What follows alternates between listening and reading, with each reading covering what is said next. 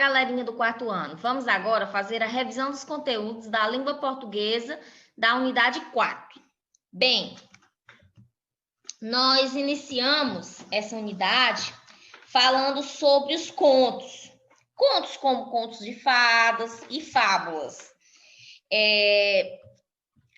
O conto, ele é um gênero caracterizado por ser uma narrativa real ou fictícia, que ele tem começo, meio e fim da história, narrados de maneira breve.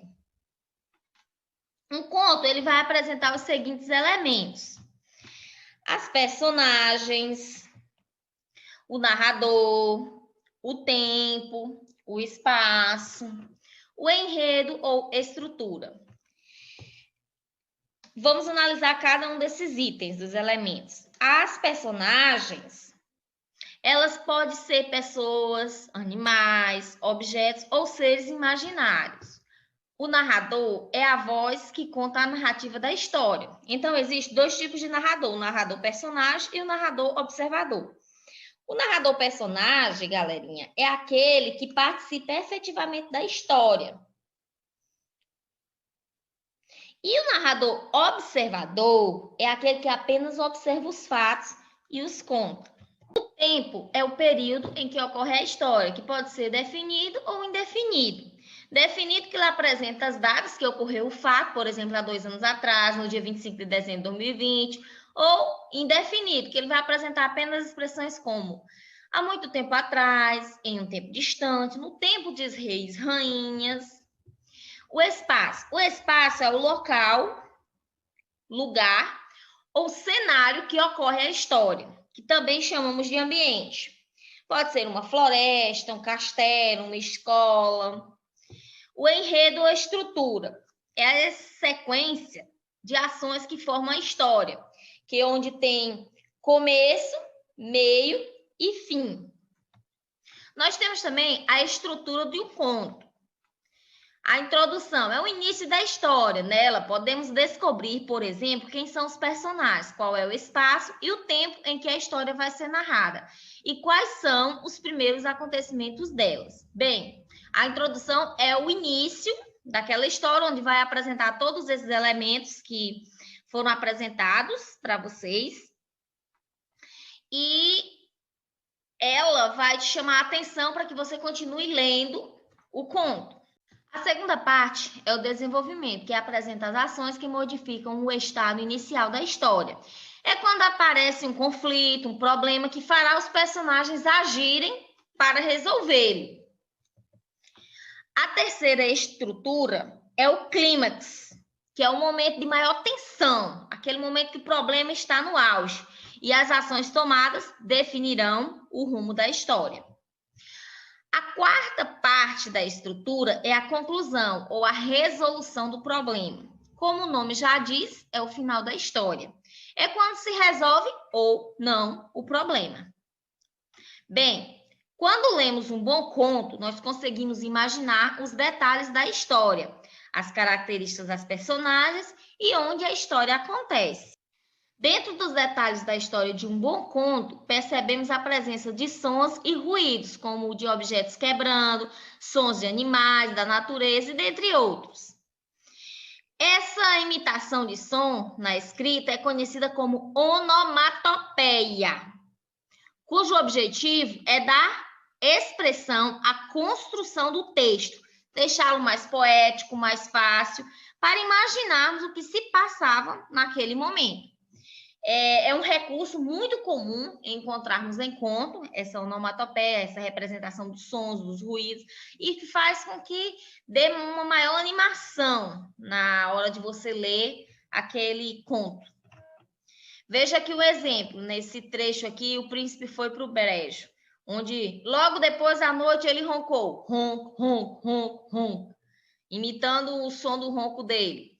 No dia seguinte, à mesa, ele arrotou, brrr, imitando o arroto dele. Bom, assim, a função da onomatopeia dentro do texto é representar determinados sons. Um bom conto também nos permite entender quando a história acontece. Ele mostra a passagem do tempo da história. Veja nesse exemplo aqui.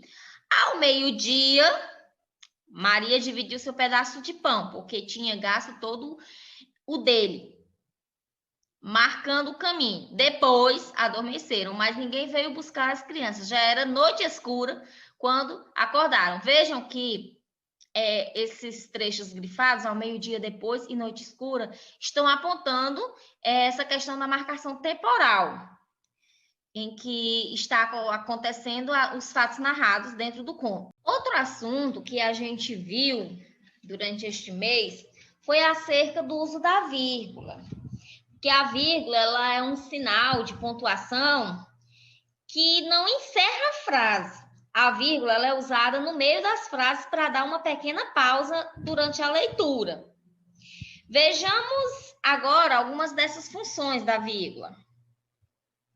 A vírgula ela é usada para separar elementos em uma enumeração. Veja aqui. Fui ao mercado e comprei leite, iogurte, pães, banana, maçã, macarrão, arroz e carne. Veja que entre os itens que eu comprei lá no mercado, eu usei uma vírgula para separá-los, dando assim uma pausa. Bem, então, é uma das funções da vírgula, é separar esses elementos dessa enumeração, onde essa enumeração pode ser itens, como pode ser também nome de pessoas, nome de objetos, animais, coisas, enfim, várias funcionalidades que separa uma enumeração. Veja esse outro exemplo. Eu estava jogando bola com Pedro, Laura, Marisa e Arthur. Veja que entre os nomes Pedro e Laura tem o uso da vírgula. Outro uso da vírgula, ela também é usada quando se emprega o vocativo, ou seja, entre o nome chamado e o restante da frase. Pessoal, vocativo ela é a palavra ou expressão por meio do qual chamamos algo ou alguém. Ou seja, o nome chamado que usamos a vírgula logo após para separar este nome do restante da frase. Vamos ver aqui o exemplo. Seu lobo. Por que esses olhos tão grandes? Veja aqui. Eu chamei o seu lobo para ele prestar atenção em mim. Aí logo após eu coloquei a vírgula. Isso é o vocativo. Veja esse outro exemplo. Deus, me ajude. Depois do nome Deus, que eu fiz o vocativo, eu fiz aquele chamamento, pus a vírgula. A vírgula ela também é usada após a saudação. Por exemplo, olá, vírgula, saudei meus alunos. Então agora, queridos alunos, o assunto que eu vou falar. Oi, Dona Maria, como vai a sua tia? Veja que após a minha saudação, oi, eu coloquei uma vírgula. Boa tarde. Alunos e pais aqui presentes nesse encontro. Veja que após a saudação, boa tarde, eu também pus uma vírgula. Além do uso da vírgula, esse bimestre a gente viu também acerca do uso dos dois pontos e travessão e também dos pronomes pessoais. Usamos os dois pontos para anunciar que alguém vai falar. E usamos travessão sempre antes da fala dos personagens. Veja aqui o exemplo. A mãe perguntou para as crianças. Dois pontos. Aí, travessão para iniciar a frase. Aonde vocês estiveram a tarde toda? Percebam aí a utilização dos dois pontos no final da frase para anunciar que alguém vai falar. E o travessão antes do início da fala desta pessoa. Então, sempre façam uso desses dois recursos nesses momentos ao escrever um determinado texto. Bem, nós vimos também acerca dos pronomes pessoais. A primeira pessoa do pronome pessoal é quem fala. No singular é eu e no plural é nós. A segunda pessoa é com quem se fala. No singular é tu ou você e no plural é vós ou vocês. A terceira pessoa é de quem se fala. No singular é ele, ela e no plural é eles, elas. Bem, galerinha, vejam aqui essa conversa entre o Gabriel e a Júlia, onde a primeira pessoa, que é o Gabriel, ele chega até a Júlia e vai dar o início à conversa. Oi, Júlia. Você viu o João? A Júlia, segunda pessoa com quem se fala, responde ao Gabriel: nossa, Gabriel, você não sabia que ele está doente? Então, a terceira pessoa de quem o Gabriel e a Júlia estão falando é o João. Na fala do Gabriel, ele perguntou por o João. E na fala da Júlia, Júlia utilizou esses dois termos para se referir ao João, você e ele. Nossa, Gabriel, você não sabia que ele está doente? Bem, galerinha, nós vimos também, durante esse bimestre letivo, acerca da ortografia, do emprego das letras nas escritas das palavras. Vamos relembrar, neste momento, as palavras com S e Z. Usa-se S em palavras derivadas de outras que sejam escritas com S. Por exemplo, riso, risada. Risada é uma palavra derivada da palavra riso. Riso se escreve com S, então risada também vai se escrever com S. Análise e analisar. Analisar é uma palavra derivada da palavra análise. Se análise se escreve com S, analisar também vai se escrever com S. Pesquisa e pesquisar. Pesquisar é uma palavra derivada da palavra pesquisa. Se pesquisa se escreve com S, pesquisar também vai se escrever com S. Usa-se Z em palavras derivadas de outras que sejam escritas com Z. Azar, azarado. Azarado é uma palavra derivada de azar. Azar escreve com Z, então azarado também vai escrever com Z. Buzina e buzinada. Buzinada é derivada da palavra buzina que escreve com Z. Então, buzinada também vai se escrever com Z. Cozinha e cozinheiro. Cozinheiro é uma palavra derivada da palavra cozinha, que se escreve com Z. Então, cozinheiro também vai se escrever com Z. Bem, vamos ver agora o emprego das letras no diminutivo das palavras. Se for da mesma família, permanece o uso da letra, conforme a sua palavra de origem. O diminutivo de casa é casinha. O diminutivo de liso é lisinho. O diminutivo de mesa é mesinha. Vocês podem observar que as palavras primitivas, ambas escrevem com S. Seus diminutivos também se escrevem com S. Veja essas outras palavras. Nariz, narizinho. Rapaz, rapazinho. Giz, gizito. Se ambas as palavras primitivas se escrevem com Z, seus diminutivos também vão escrever com Z. Se a palavra primitiva não apresentar a letra S, o diminutivo será feito com Z. Veja esses 3 exemplos. Jornal, não apareceu S, então no diminutivo dele será feito com Z. Jornalzinho. Café, não apareceu S. Então, seu diminutivo vai ser feito com Z, cafezinho. Chá, não apareceu S. Então, o seu diminutivo vai ser feito com Z, chazinho.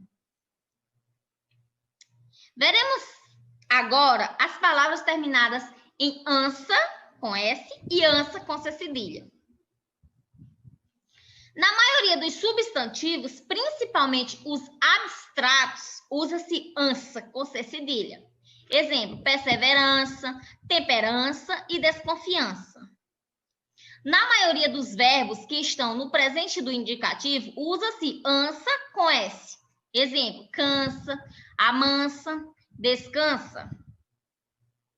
Se vocês tiverem alguma dúvida como escrever uma determinada palavra, use o dicionário para fazer essas pesquisas. Bem, treine bastante mesmo a tua leitura e a tua escrita. Quanto mais você lê, quanto mais você vai escrever, mais você vai aprender a escrita correta das palavras.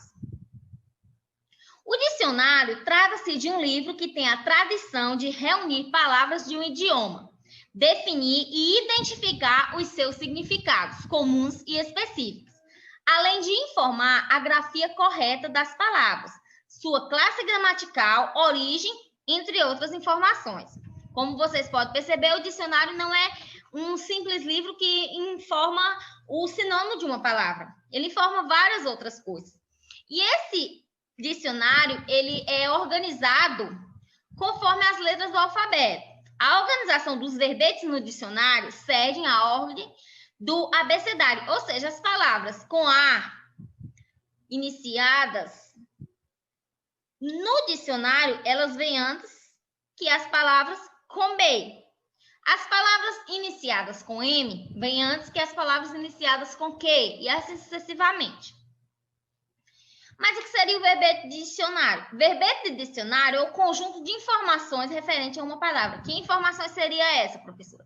A grafia correta, a separação silábica, a definição da palavra, os sinônimos e antônimos e a classe gramatical, gênero e o número também. Tudo isso é possível se encontrar no verbete de um dicionário, ao você pesquisar uma determinada palavra. Bem, pessoal, realize as atividades propostas por seu professor, estude. Estude muito, pois você é capaz. E quanto mais você estudar, mais você vai aprender. Estude bastante e boa sorte nas suas avaliações. Abraços e fiquem com Deus.